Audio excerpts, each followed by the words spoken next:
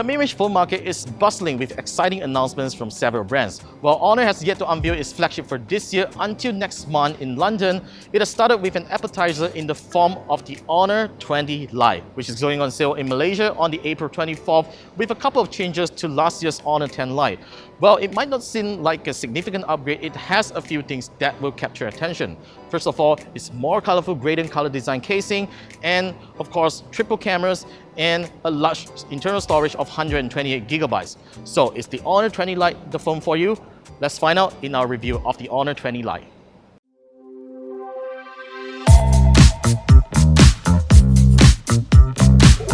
Speaking of hardware upgrades, there's more RAM and storage at 4GB and 128GB respectively, a significant bump from its predecessor's 3GB RAM and 32GB storage configuration. Otherwise, the Honor 20 Lite still has the same 6.21-inch 1080p display, a Kirin 710 chipset that powers your activities, and a 3400 mAh battery that gives you a decent day of juice.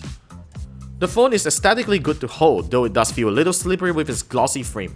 If I have to really complain about the phone's hardware, that would be its micro USB port and the lack of fast charging, because that's something that even the much cheaper Samsung Galaxy A30 can already achieve.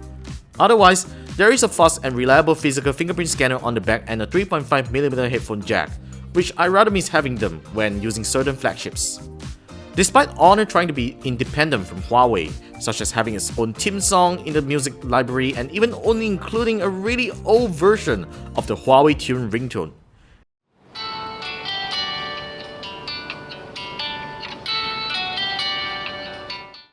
the Honor 20 Lite runs on Huawei's EMUI 9 software based on Android Pie.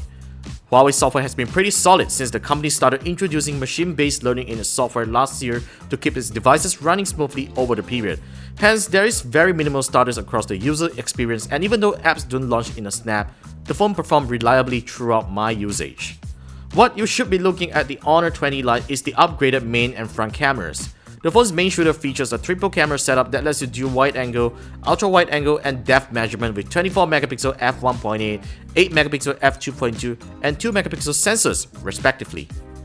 On the other hand, the resolution of the front camera has been bumped up to 32MP from last year's 24MP. For mid-range phone camera standards, the Honor 20 Lite's main 24MP camera produces decent image quality. What really surprised me is that it doesn't tend to over-sharpen images like Huawei's flagship, especially when all my shots are taken with AI enabled. Switching to the ultra-wide-angle lens, it has the same subpar image quality like what we have come to expect from such hardware. Details are grainy and corners are warped. While it might be good for portraits, it isn't for breathtaking landscapes. In terms of selfies, the front camera does a pretty good job when it comes to facial details, but some users might not like the fact that it overexposes background lighting. This is a common issue with many front-facing cameras and can be easily resolved with HDR, which is unfortunately not included in the camera software. With a 950 ringgit price tag and the number of devices competing in the category, the Honor 20 Lite isn't an easy recommendation, but it definitely attracts with its colorful design, triple camera, and large internal storage. I would say it's a pretty good value for what you're getting, and there are features that Honor should really have included to make it a more appealing purchase. The Honor 20 Lite goes on sale this April 24th in Malaysian markets. Do you think it's the phone for you? Let me know in the comment section and be sure to subscribe to our channel for more videos coming right up. I'll talk to you soon, and thanks for watching.